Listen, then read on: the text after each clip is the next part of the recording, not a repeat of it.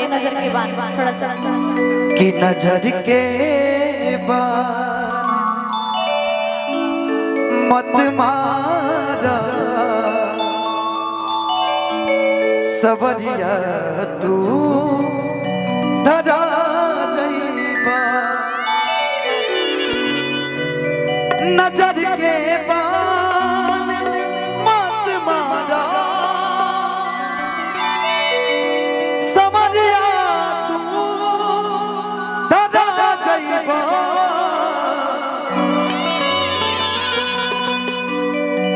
इनाम पहिले से बदनाम बा औरी बदनाम कदा जइबा।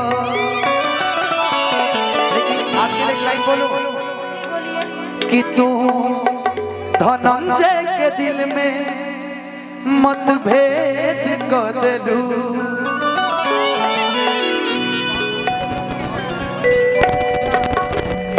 संदीप चाचा जी के भतीजा संदीप जी सुनिए ना कि तू धनंजय के दिल में मतभेद कर देलू कि जवना थरिया में खैलू ओह में छेद कर देलू।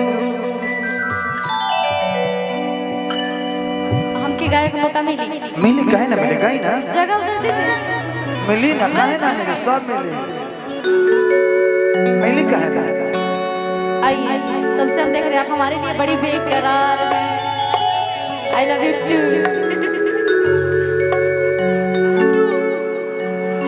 सुनिए आप हमको आई लव यू बोलते जमाना लिखा कुछ और मेरी फ्रेंड हो तुम। आई लव यू। ये अपने में आई लव यू बोलता लो भाई। हाय जवनिया भइल दारू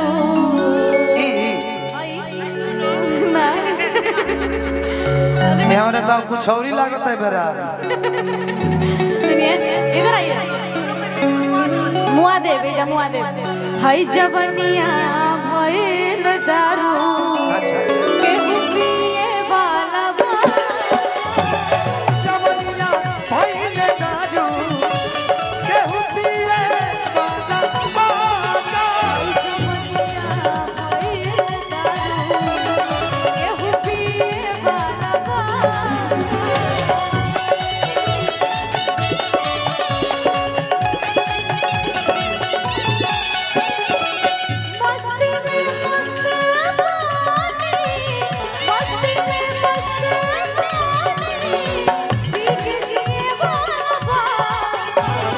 ई जवनिया भइल दारू ई जवनिया भइल दारू केहू पिए वाला बा।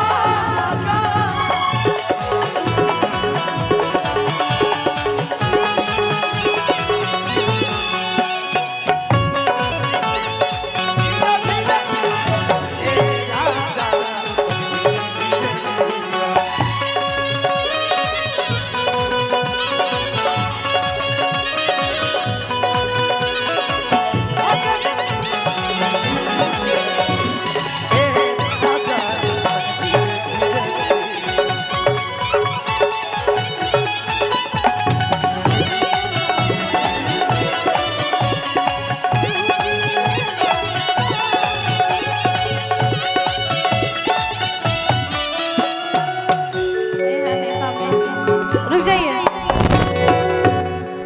तुम तो धोखेबाज हो वादा करके भूल जाते हो। तुम तो धोखेबाज हो वादा करके भूल जाते हो। रोज रोज तुम जो सनम ऐसा करोगे रोज रोज तुम जो सनम ऐसा करोगे हम जो रूठ जाएंगे तो हाथ मलोगे। तुम ही बड़ी चालाक हो मुस्कुरा के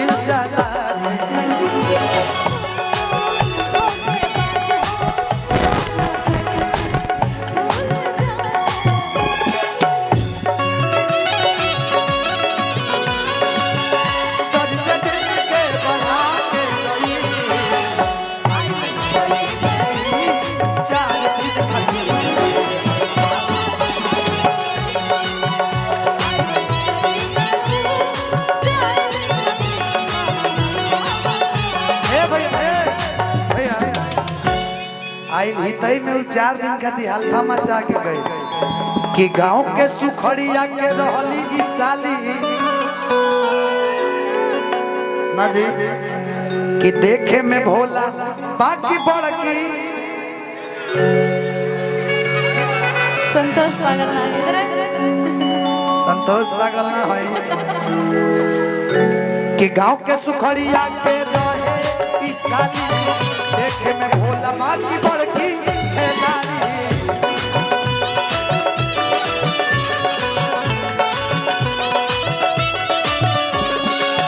सरोग ऐसन धारा के गई सारा टोला हिला के गई। आप कुछ और लेकिन हम कहने कि अब ही देना पवनी हम 5 साल में इतना कर्जा बढ़ा के गई कि आई हितई में 4 दिन खातिर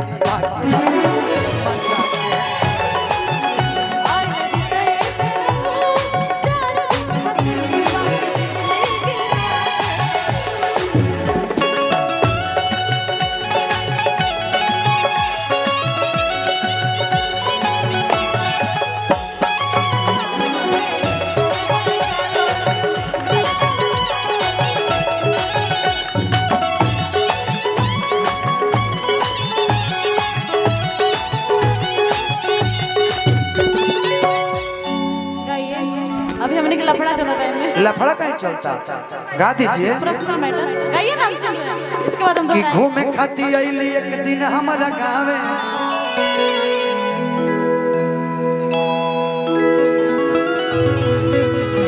कि हंसी हंसी बात हमसे लगली करे